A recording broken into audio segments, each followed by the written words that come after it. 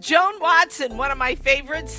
She is an author, a speaker, just an all-around great woman. I still think of you as a girl, Joni. You're always young at heart. Great to have you back, Joni. How you doing? It is great to be here. It's a beautiful day where I am. It's sunny. I can't complain. I know. And we are going through Joan's book, Making a Pilgrimage, a Companion for Catholics. And it's just an amazing book. And Joni, last we spoke, we were in the chapter and we were talking about the Veronica. I think that's where we left off. That people came to Rome because we're talking about, the history kind of of Rome in the tradition of pilgrimage. And so we talked about the Veronica, the face cloth of Christ. And my question, though, is I've got a question attached to that I don't think I got to last week.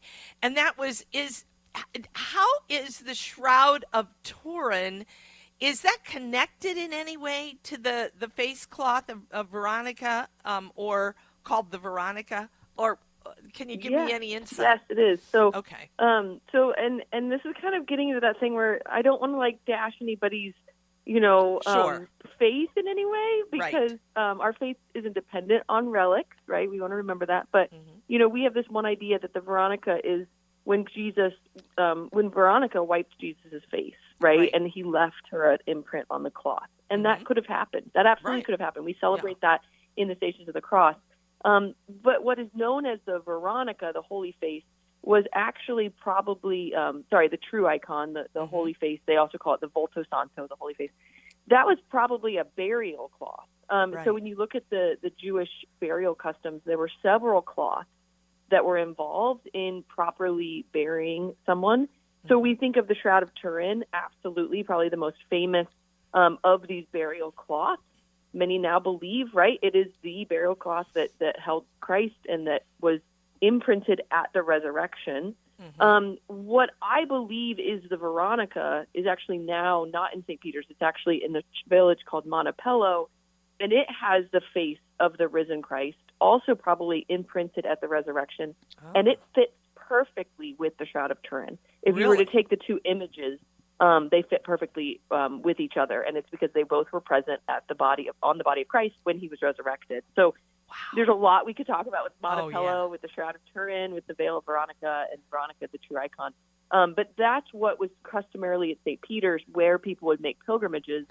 And many believe that when St. Peter's was in danger of being sacked, when there were vandals, that was eventually taken out of St. Peter's.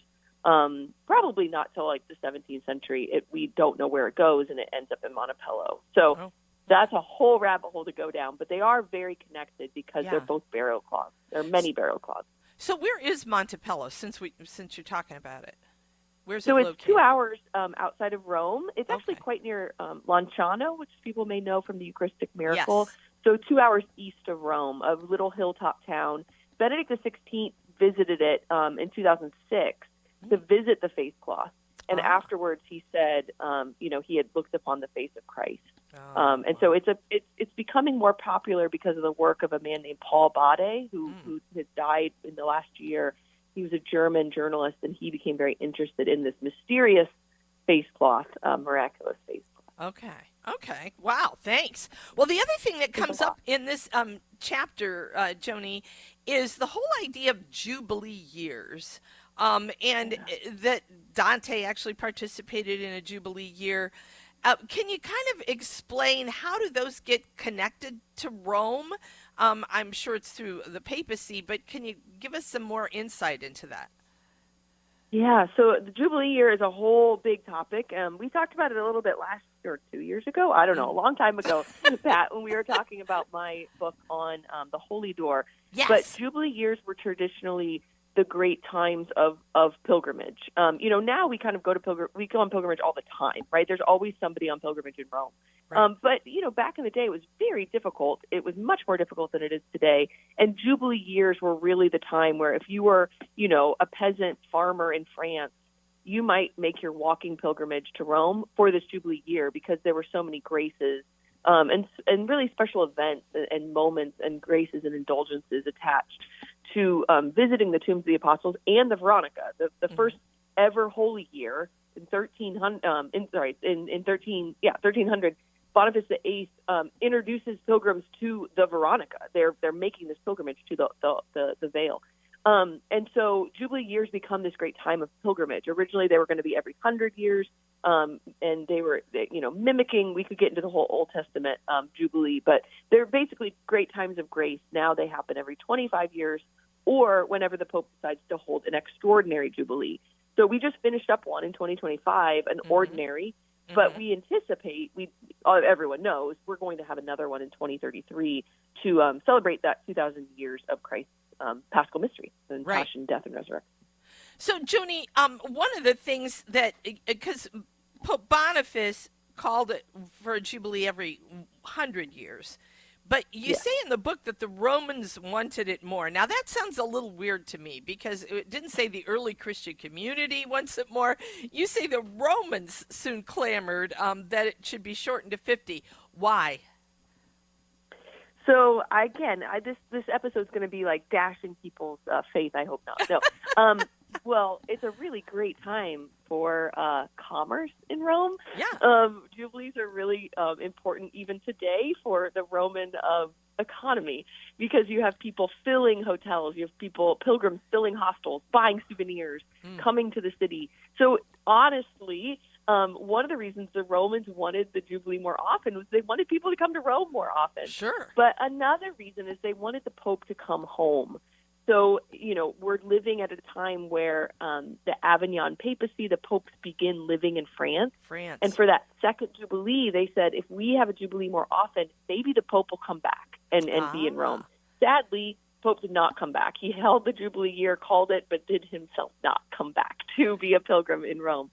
So there's a couple different reasons that the Romans wanted more Jubilees, but then also the Christians wanted more Jubilees because at the time, your life expectancy wasn't long enough that you could miss a Jubilee year if they were only happening every 100 years.